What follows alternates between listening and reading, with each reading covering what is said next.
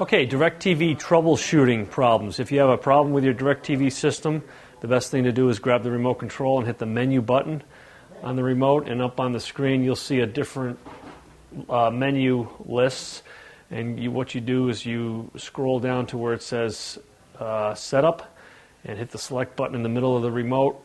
Then you'll go to another submenu and go to System Setup. And when you go to System Setup, then you can go down to the second selection, which is Satellite. And once you go into Satellite, it'll allow you to view the signal strength of the satellite. Once you do that, it will give you signal strength readings of certain satellites, I believe. There we go. And you have a different numbers here after the satellite. And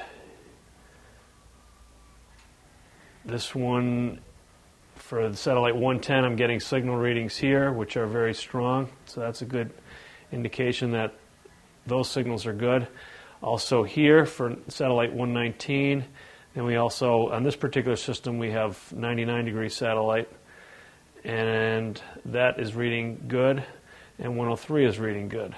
So if all your satellite readings are good, you can go to Done and repeat satellite setup if you're still having a problem. Your receiver might be having a problem because it needs to be reset.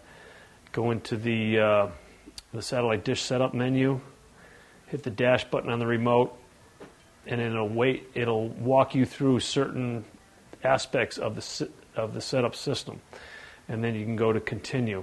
Also, if this doesn't satisfy your problem, you can also unplug the receiver from the power and wait 30 seconds and then plug it back in, which will reset the receiver, and that will probably take care of your problem as well.